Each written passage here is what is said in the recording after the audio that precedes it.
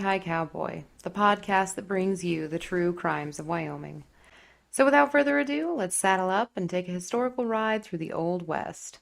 Sam Allison Means, better known to his friends as Allie, was born in San Antonio, Texas. In 1904, he found himself at the Little Powder River, a small ranching area about 50 miles north of Gillette, Wyoming. In his early 20s, Allie began working as a night wrangler for the Cross Ranch. He was a nice young man, hard-working, and seemed to get along with everyone. Noah Richardson, also from San Antonio and Allie's best friend since childhood, found work at the T7 Ranch, about 20 miles south of Gillette. The Cross Ranch, where Allie worked, was owned by the Biddle Cattle Company. On August 26, 1905, the working men from the Biddle-owned ranches, as well as a few surrounding others, gathered outside the town of Gillette to blow off some steam, relax, and enjoy a rare day off from the tireless job of ranching. Small cattle towns like Gillette during this time were male-dominated, and a woman's presence was rare, let alone a single woman. So Noah thought himself quite lucky to have found Frances Williams. She was a beauty with fair features and found herself to be quite popular amongst the rowdy cowboys. As the day went on and Frances socialized, she was introduced to Allie, and found herself quite taken with his good looks and kind personality. This, of course, didn't sit well with Noah, since he had been the one to bring Frances to the event in the first place. The tension was palpable as Noah and Allie began arguing over Frances, and as the day went on, the others in attendance had to continually separate the two. The mood of the event continued to decline, and when Frances had had enough of the fighting, she asked Allie to take her back to town. Seeing as how Noah had been the one to go into town, pick up Frances, and bring her all the way out with him, he was furious. He had put the time and effort into winning Frances, and he wasn't going to lose her to anyone. Allie left, taking Frances with him back into town, but Noah followed shortly after.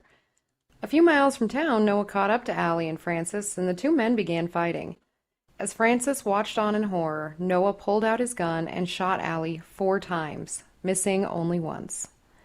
Allie, bleeding profusely, drug himself up onto his horse and rode as fast as he could into Gillette, making it to Montgomery's Buffalo Hump Saloon. As he stumbled into the doorway, he collapsed onto a table as he yelled for a doctor. A few moments later, Noah entered the Dodd House and Saloon, located directly across the street from the Buffalo Hump Saloon. He raced up to the barkeep and, while waving his gun like a madman, demanded another gun from behind the bar.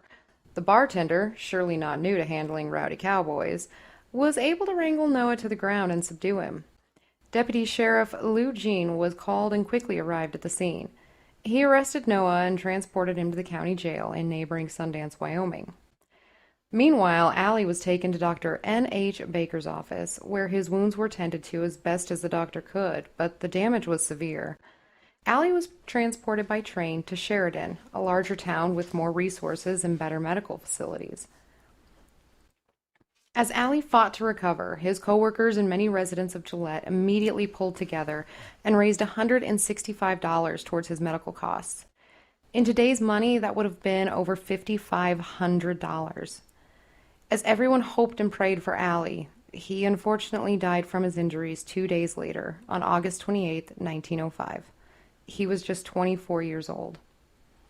News of his death made its way back to Allie's family in Texas, and soon after, Allie's brother, Beebe, made his way to Wyoming in order to ensure the man responsible for his brother's death was prosecuted. Allie's other brother, Monty, followed Beebe to Wyoming. Noah Richardson was tried in late 1905 in Sundance, Wyoming. The star witness was Frances Williams, who was paid $20 for her testimony. The jury took no time in convicting Noah of first-degree premeditated murder of Allie. He was sentenced to death by hanging. In Noah's attempt to appeal his conviction, it was found by the Wyoming Supreme Court that all of the records in the case had mysteriously gone missing.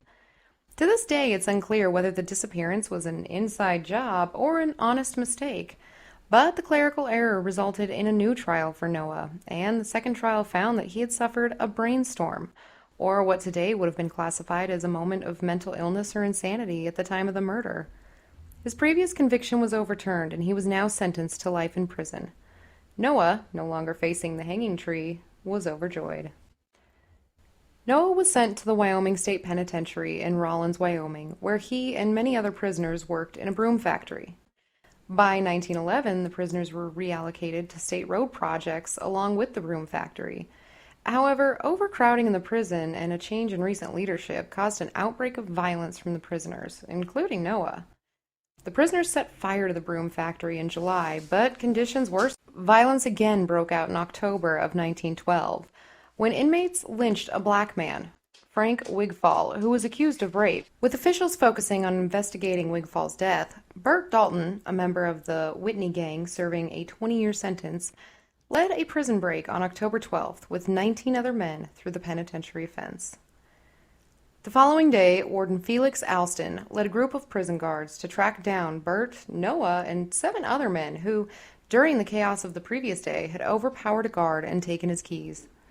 The men took as many prison firearms as they could carry and made their escape. The escaped prisoners made their way through the town of Rawlins, ducking through alleys and cutting through yards.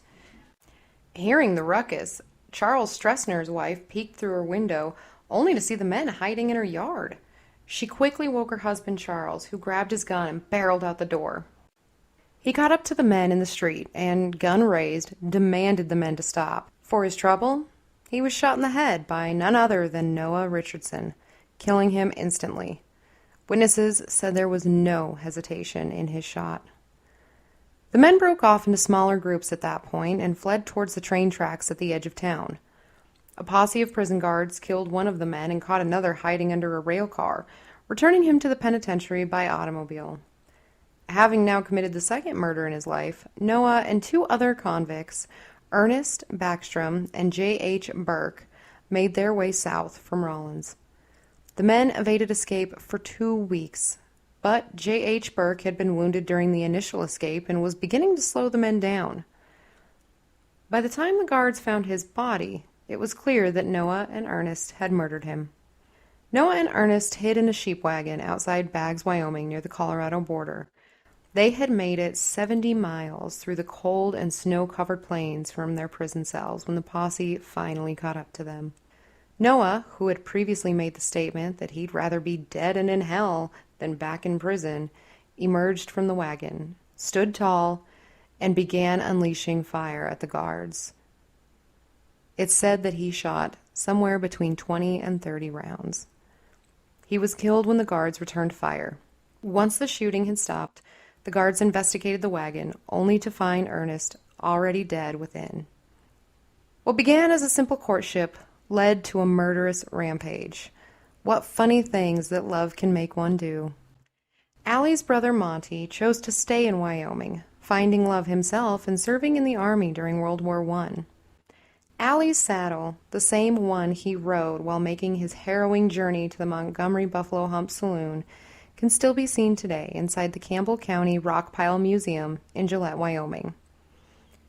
Had Francis Williams not spoken to Allie that fateful day, at least 4 men might not have lost their lives.